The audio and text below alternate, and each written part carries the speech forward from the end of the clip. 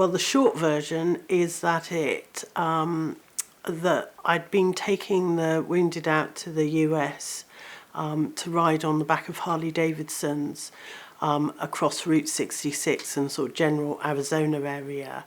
And they came to me and said, would I consider doing an off-road adventure from John O'Groats to Land's End to raise the profile of the wounded and raise funds for the wounded.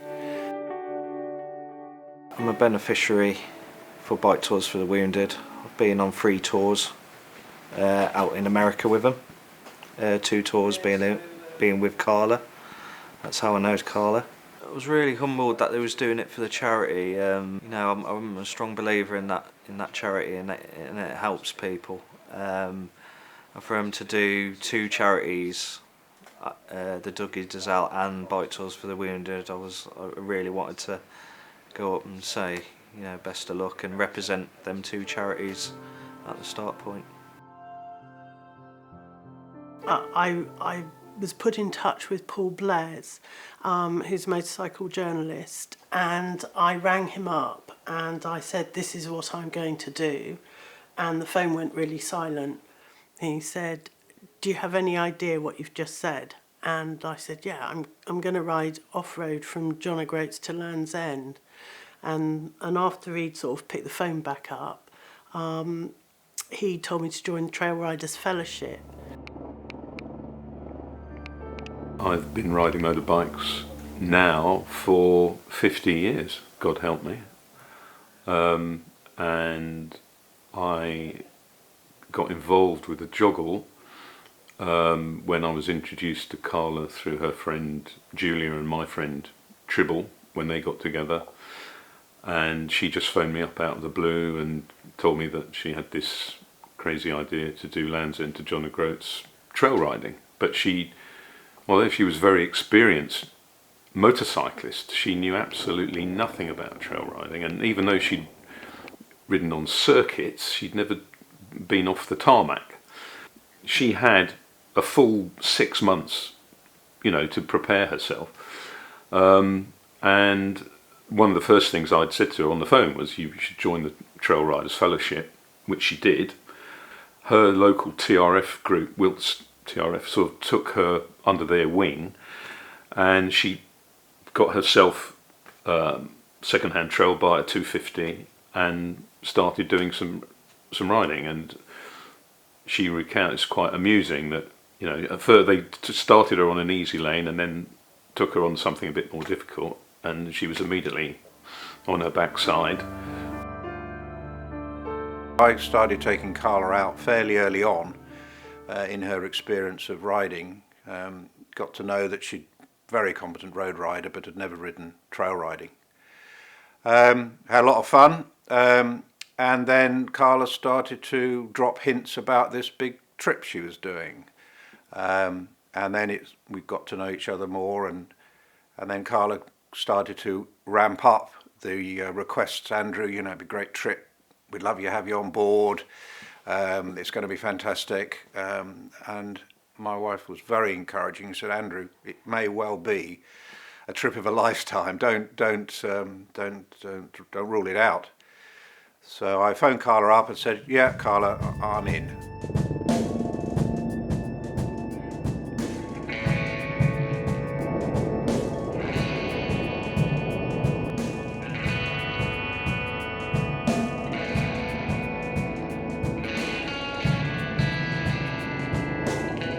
She said, right, well, we need somebody to organise it. So I said, what do you mean? Surely you've organised the trip. She said, no, we need... So anyway, I said, okay, well, yeah, let's go for it. But the long and short of it was, I got to talk to lots of the groups of the TRF around the UK, started to get them geared up to help us do this charity ride.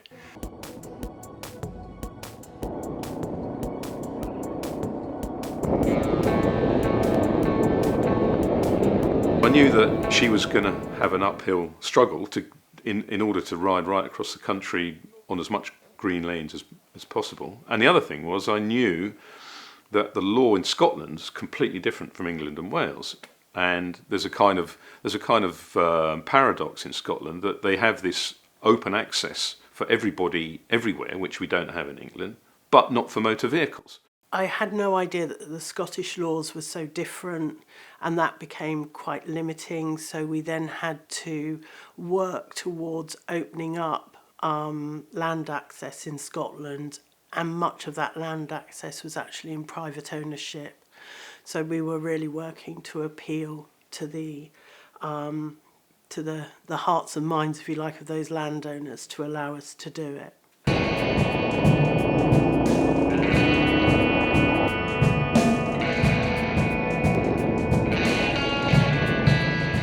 They were struggling for getting contact with landowners. Up in Scotland, we don't have byways. You've got to know a landowner to use it, you know, and pass through it on motorised vehicles. I actually volunteer for a charity called Highland 4x4 Response. So I already had them contacts with the landowners who we practice off-roading on. So the landowner who I put in contact for Carla was actually an ex-Coldstream Lieutenant Colonel. So he was a really good contact to start off that process of getting from the start down to the Scottish border.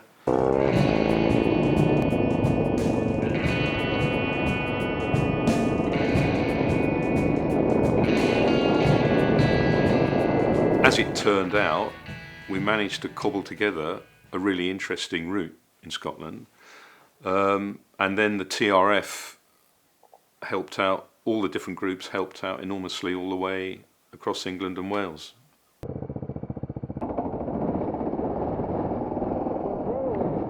In Scotland, the highlight was definitely the Corrierac Pass from Loch Ness down 14 miles south it runs, and it's a wade road. And the thing about it was that I had read about it in Motorcycle Sport, which is one of the first magazines I wrote for myself. But I'd read someone else's account of riding this Corrierac Pass road, and it was a wade road that General Wade, well, after the Scottish Rebellion, you know, in the 18th century, the two of them, they built a load of roads. And so it was a genuine old road that, you know, it's kind of legendary to my mind. And it wasn't on our schedule initially. But when we camped at Loch Ness, and I looked, I thought, oh, Christ, we're right by the Corrierac. We should at least go and have a look at it. That was definitely a highlight. And I'm so glad that Jimmy made this beautiful little 5-minute video of that thing, of that 14 miles.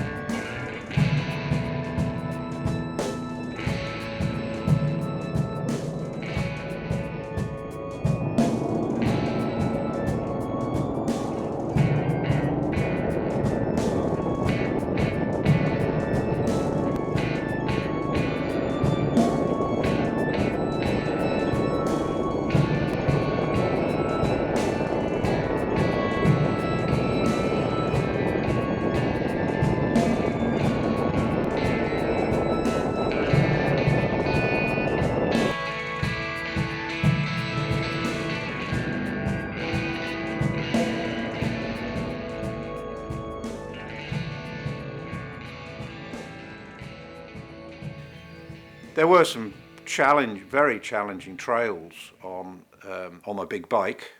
Although I'd given in requests to the groups around the country to choose trails in their area that were suitable for big bikes and novice riders, me being on the big bike, Carla being a very novice rider, that didn't seem to get translated correctly. So some of the trails on a big bike and for a novice rider were really quite tricky. But we were a team. We pulled together. We helped each other. You know, people would pick me up, put me back on the bike, and I'd carry on again. And that's what it was all about. It was that camaraderie, that team spirit, working together to get through the challenges.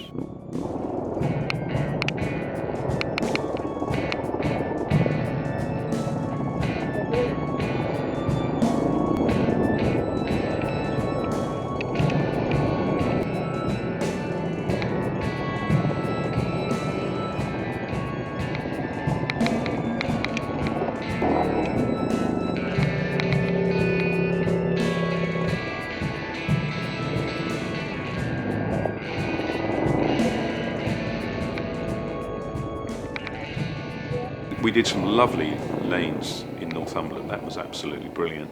And there was this big incident when poor old Andrew had this monstrous GS 1200, and and Greg had said, "Oh, there's this one. It's got a little bit of a step in it. Might be a bit of a..." Because he was on a KTM 450, which I actually still own to this day. You know, it's a proper enduro bike where you can get up a tricky step. To get a GS 1200 up, you need to be a pretty bloody good rider to get up it at all.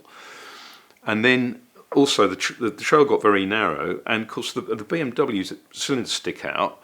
And Andrew dropped his bike seriously, not for the first time. He dropped it crossing some of the fords on the Corrierac Pass, but he had quite a nasty tumble. Where I think what happened was that his cylinder caught the bank and tipped him off. So he was a bit shaken, and then 100 yards further on was this massive rock step, which, I mean, I was crossed that I didn't get the CCM up it in one go cleanly. You know, I had a bit of a footing just to get that up, and I knew the BM would be...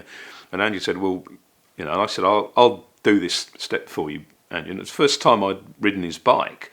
You know, it took three of us kind of heaving it up. So that was a kind of a highlight. It was a low light for Andrew, but it was a kind of, that was one of the biggest challenges of the whole event from my point of view.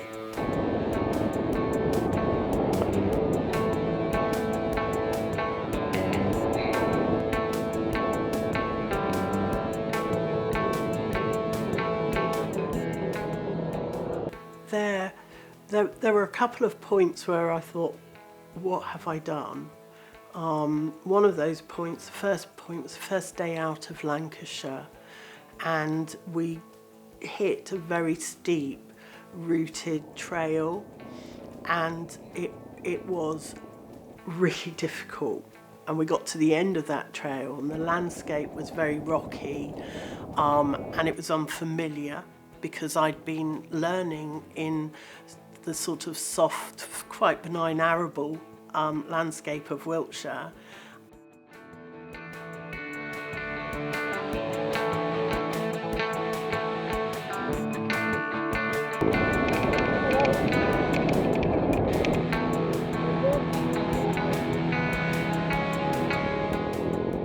So the ride took about 2 weeks, and the distances varied according to the technical difficulty of the rides that we were doing. So there were some sections which could take hours to pass.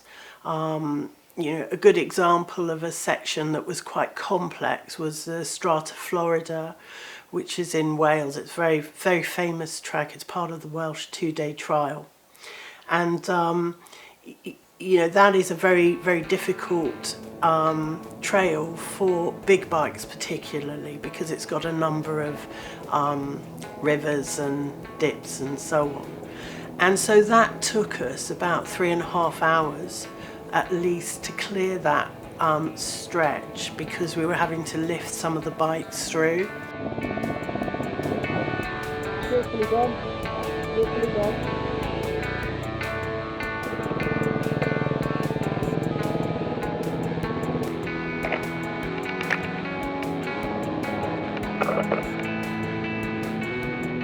So that stretch is about, in Wales, was about 15 miles long and took about 3 hours. What one doesn't always appreciate about trail riding is it's a physical toll. So you get to an end of a big stretch like that and you're completely knackered. And then you've got to decide whether you go on and ride more or whether you rest up and do a longer run the next day. So you're constantly having to plan when you're doing long trail rides, you know, how much you do and what your physical commitment is.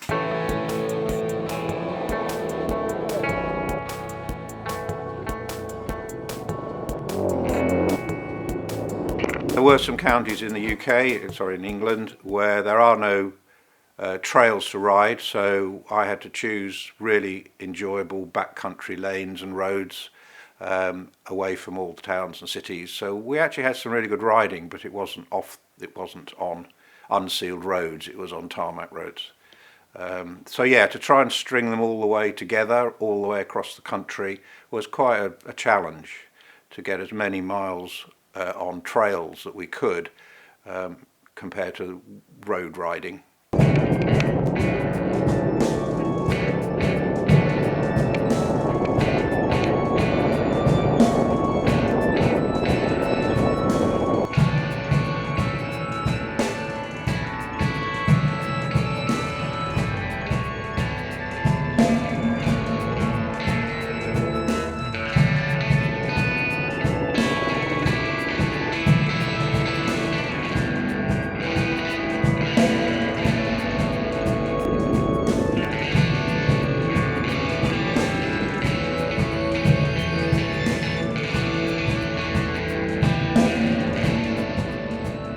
I was the support driver for the joggles, so really my core job was to pack everything up at the beginning of the day, get all the tents, all the food, all the safety equipment. Of course, I set everyone off with their lunches. I think we were sponsored by some health bar, and so it was loading and making sure everyone had their brightly coloured health bars in their food packs, and then see them on their way, and pack up all the tents, shoot ahead to wherever we were ending the day, making sure I was always in a certain range for where they were, because I had all the spares, all the tyres, the pulleys, you know, anything we'd need.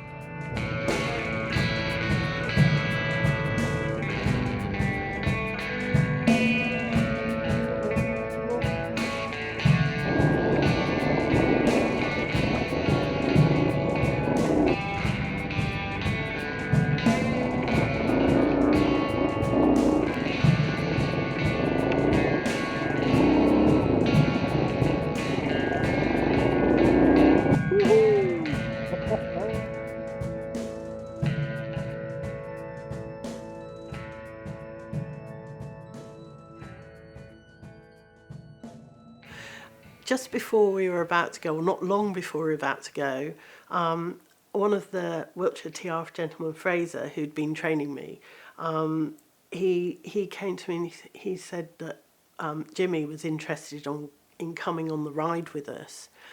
And he rang me up and he said, "Carla, you need a bloke like that." Jimmy was kind of larger than life, over 6 foot, could lift anything with one arm. And I had an encyclopedic knowledge of byway law, and apart from being a thoroughly brilliant bloke. And so Jimmy came, and he was a late arriver to the team, but his contribution was immense.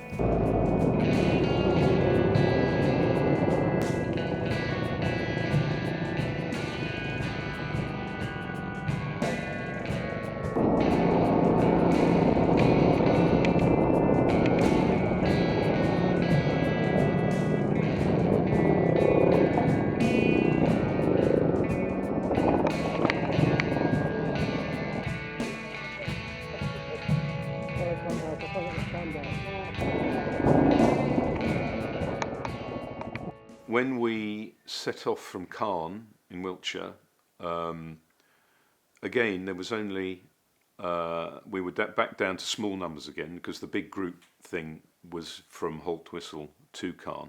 We also had Steve Burbage, the Andover baker. So he turned up on his Sim Fiddle 125 scooter, which was brilliant. And he rode the whole morning with us. And one of the highlights for me of that day was we were on a fairly easy trail on Salisbury Plain. You know, we're just bumbling along, and Steve came past me on his fiddle scooter, sort of cackling like a madman, going really quite fast to be trail riding on a scooter, which, you know, most people don't do.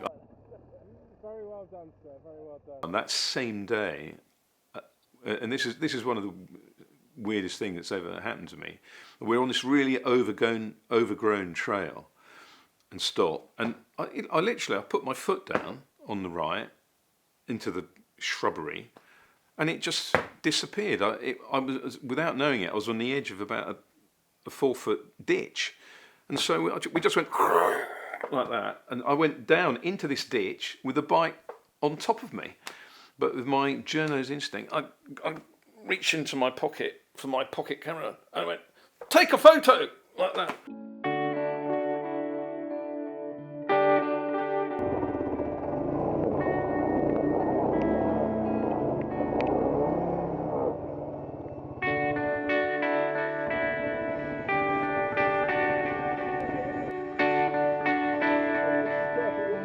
I would have been a bit quicker if I could have. I know.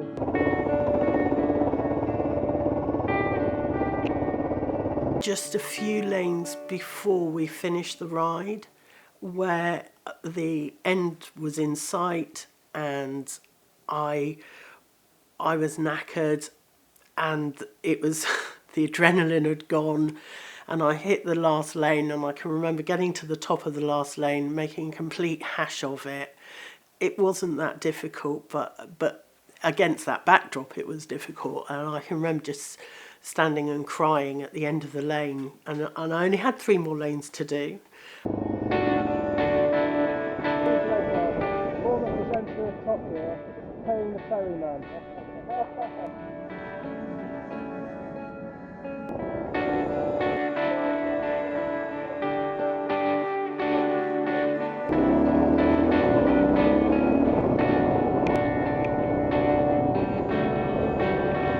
I mean, when we got to Land's End, funnily enough, I'd been to Land's End before when I'd done the Land's End trial, the MCC Land's End trial, which is that's another whole history in its own right. But now you know it's a sort of big tourist thing, and you're supposed to pay to go in.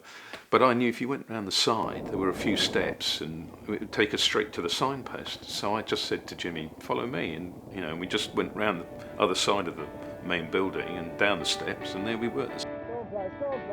So when I got to the end of the ride, when I got to Land's End, and I was stood on the pedals with Jimmy and with Andrew and with Blaise, and I thought, no one will ever tell me that I can't do something again.